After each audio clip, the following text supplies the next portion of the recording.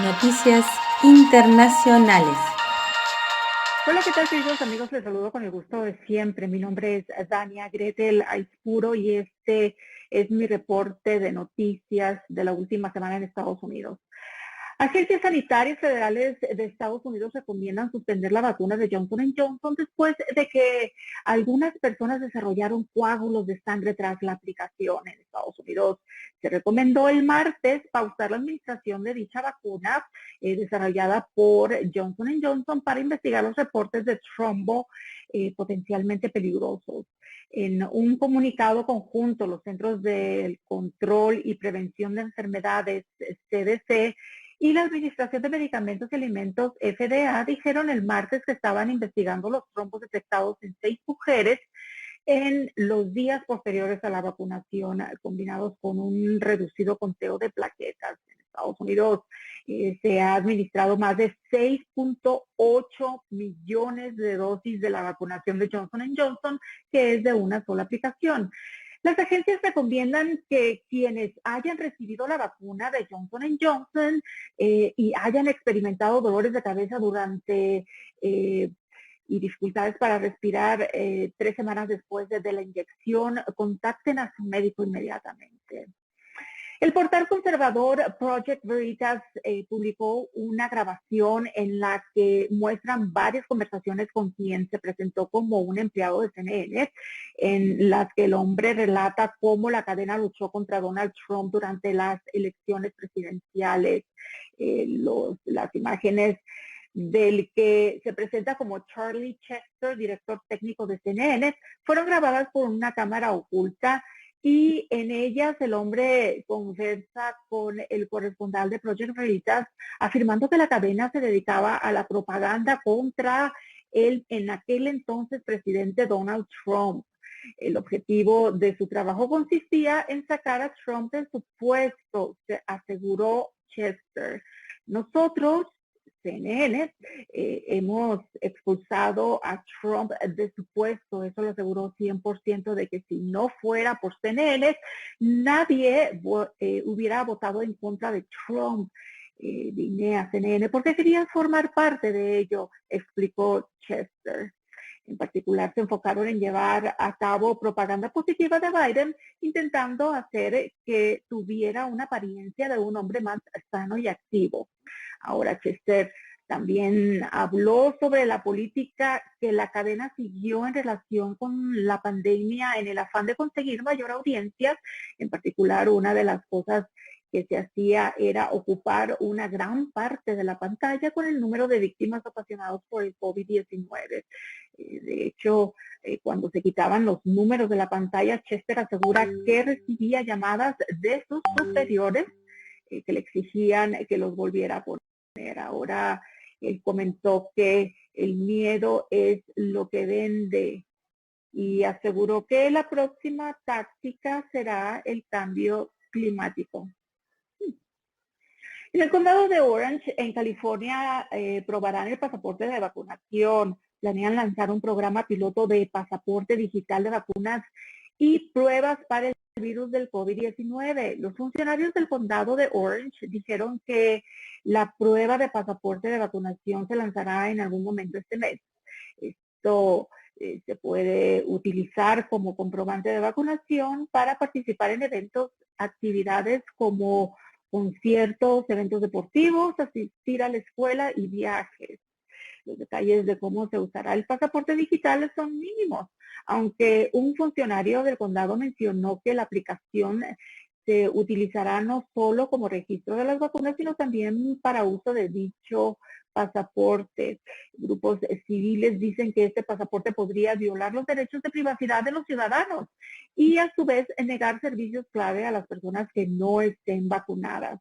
El estado de Florida y Texas firmaron órdenes ejecutivas que prohíben el uso de pasaporte de vacunación, al mismo tiempo que Biden asegura que no obligará ni implementará una ley federal para implementar dichos pasaportes de vacunación.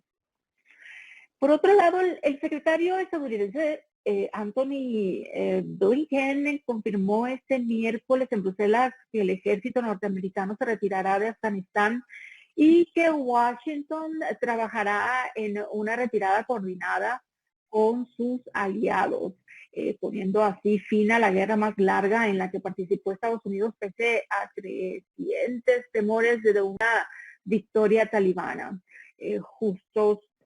Juntos hemos alcanzado los objetivos que nos hemos propuesto y ahora es el momento de traer a casa nuestras tropas, dijo Blinken en Bruselas, para añadir que vamos a trabajar en conjunto con las próximas semanas y meses en una retirada segura, decidida y coordinada.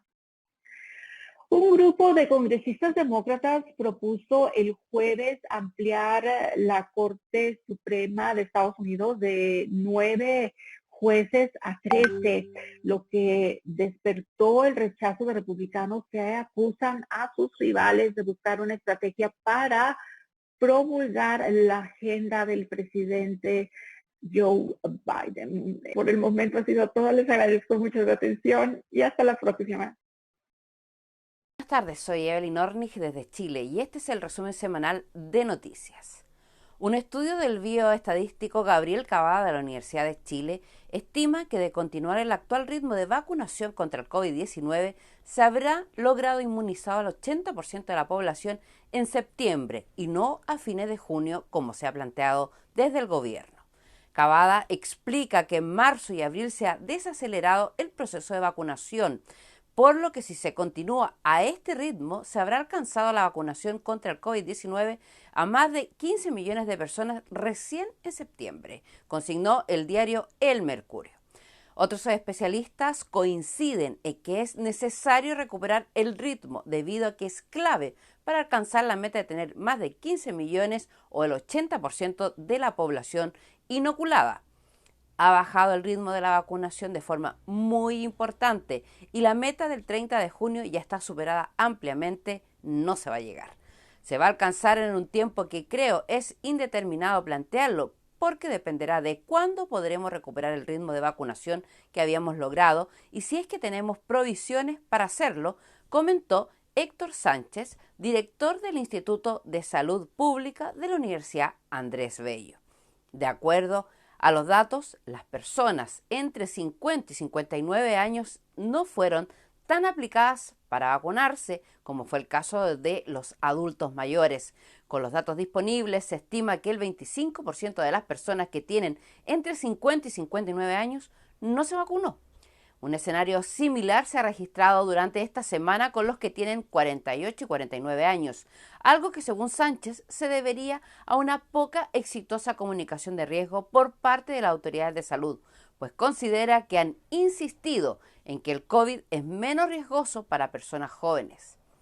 Desde el gobierno siguen optimistas con el proceso de vacunación según el ministro de Salud, Enrique París.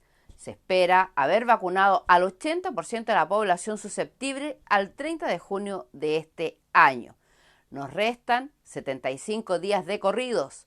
Actualmente vacunas de 220.000 a 230.000 personas al día, de lunes a viernes, 70.000 con la primera dosis y más de 160.000 con la segunda. Ya hemos vacunado con la primera dosis al 50% de la población y con la segunda al 34%, destacó el ministro. En noticias que proceden desde el Congreso Nacional chileno, les puedo informar que tras la aprobación por parte de la Cámara Baja del proyecto del tercer retiro del 10% de fondos previsionales y su posterior envío al Senado, el gobierno confirmó que acudirá al Tribunal Constitucional para frenar su avance. Así lo indicó el ministro del SECPRES, Juan José Ossa, aseverando que dicha alternativa está totalmente resuelta, agregando que en ningún momento ha estado en cuestión si el gobierno va a ejercer o no su deber en materia constitucional, según informó un medio de comunicación nacional. En esa misma línea, Ossa señaló que en ningún momento ha estado en duda ni sigue estando en duda. Esperamos ir prontamente, pero no existe ningún problema de que lo vamos a hacer sí o sí. Y no lo hacemos porque sí. Ocurre que si nosotros no vamos al Tribunal Constitucional, seguirán ocurriendo estos retiros que dejan a millones y millones de chilenos y chilenas sin fondos, manifestó. Por su parte, el presidente de la Comisión de Constitución del Senado y el senador independiente Pedro Araya reafirmó, por medio de su cuenta en Twitter, su compromiso de poner tabla de esta instancia al tercer retiro del 10% de los fondos provisionales apenas llegue el oficio desde la Cámara Baja. Asimismo, Araya hizo un llamado al gobierno a no obstruir el trámite legislativo con el Tribunal Constitucional. En otras noticias, un escándalo es lo que ha provocado un reportaje que denuncia escuchas telefónicas del Ejército de Chile a periodistas y exmilitares que denunciaron casos de corrupción al interior de la rama castrense. El Consejo de Defensa del Estado vigila la causa que lleva la Fiscalía Centro Norte por parte de las interceptaciones telefónicas realizadas por la Dirección de Inteligencia del Ejército, DINE, a periodistas de investigación y a exmilitares que denunciaron casos de corrupción institucional. La figura de la vigilancia del CDE le permite al organismo revisar las investigaciones que se encuentren en plena tramitación donde existan presunciones de ilícitos cometidos por funcionarios públicos en el ejercicio de su cargo. En una parte importante de estos casos, donde el CDE utiliza esa facultad, incluida su ley orgánica, se presentan querellas criminales. Hay que recordar que la indagatoria del Ministerio Público acreditó que una solicitud por ley de inteligencia para acceder a las comunicaciones afectó al periodista Mauricio Weibel. Sin embargo, el documento que el Ejército presentó al ministro de la Corte de Apelaciones de Santiago para conseguir la autorización llevaba otro nombre y no se identificaba con el nombre y el apellido al profesional. Quedó rotulada como Operación W. Al mismo tiempo, el organismo perseguidor descubrió que la DINE también realizaba monitoreos a distintos profesionales de las comunicaciones a través de un departamento especializado. La información quedó integrada en la carpeta de investigación que sustancia el fiscal Jaime Retamal a raíz de la declaración de un psicólogo que trabaja en inteligencia militar.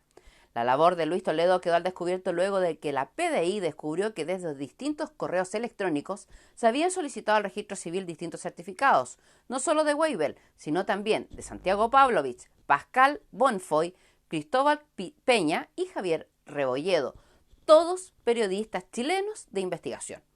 Toledo le indicó a la Policía Civil que su trabajo al interior de la DINE era el siguiente: responder dudas o requerimientos que tenga el mando respecto a asuntos afines a mi profesión, como tomar un examen psicológico a una persona que quiera postular un cargo, conversar con funcionarios del DINE a fin de efectuar una evaluación psicológica, tomo encuestas de clima laboral, entre otras funciones siempre ligadas a mi cargo de psicólogo, dijo.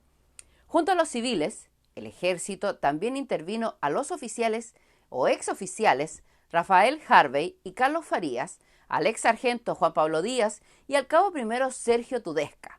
La inteligencia militar lo nombró Operación Topógrafo. A cargo de ambas estuvo el general Chafik Nasal, que ya declaró en la causa.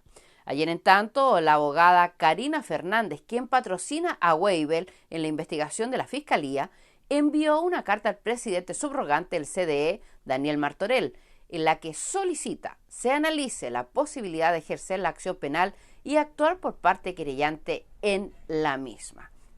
Fernández solicitó en la misiva que el actual consejero Alberto Espina se inhabilite de participar en cualquier reunión o análisis del caso. Lo anterior porque ocupó el cargo de ministro de Defensa y en ese contexto pudo tener información de los hechos investigados. Y este fue el resumen semanal desde Chile para el programa Hablemos Claro, Hagamos Algo de Cadena 102 Argentina. Soy Evelyn Ornig y nos encontramos la próxima semana. Que estén muy bien. Ángel Cervantes desde México para el programa Hablemos Claro y Hagamos Algo. Y quien habló claro esta semana y además hizo algo aquí en nuestro país fue el Instituto Nacional Electoral, el INE, quien ratificó su decisión de retirar la candidatura a Félix Salgado Macedonio. Recordemos, este ex senador de México se postuló como candidato a gobernador por el estado de Guerrero. Sin embargo, el INE determinó el día de ayer que tenía que retirar su candidatura. Esto ha levantado desde el inicio de esta situación gran ámpula en la opinión pública de México. La razón, recordemos, es que este señor tiene en su contra varias denuncias por acoso y por violación. Y por supuesto que varias personas y varias organizaciones de la sociedad civil levantaron la voz en contra de esta candidatura. Esto se ha convertido en un vaivén de opiniones y de acciones. De hecho, las primeras reacciones del señor Félix Salgado ante esta situación fueron radicales, fueron de amenazar de alguna manera al Instituto Nacional Electoral a través de anunciar que iba por ejemplo, a develar la dirección de algunos consejeros electorales, particularmente del consejero presidente. En otro momento de todo este asunto, incitó a los ciudadanos a quemar sus credenciales de elector, en un mensaje que yo lo entiendo como, bueno, si no van a poder votar por mí, entonces no voten por nadie. Ya al parecer calmados más los ánimos del señor Macedonio, adopta esta postura en donde dice textualmente ayer en su cuenta de Twitter: respetaremos lo que el Tribunal Electoral decida. Bueno, esperemos que este proceso realmente tome vertientes de justicia, la que se tenga que hacer, pero también de un camino de no violencia, porque no es como ha sido así, o no es como se ha manifestado hasta ahorita del todo el señor Salgado Macedonio. Lo habíamos comentado en otra cápsula de noticias. No sabemos si él se empodera por el apoyo que ha tenido en todo momento del presidente de la República. De hecho, el señor Andrés Manuel López Obrador se ha manifestado abiertamente a favor de esta candidatura, la ha apoyado, y el día de hoy sucedió algo que le da un matiz especial a todo este asunto.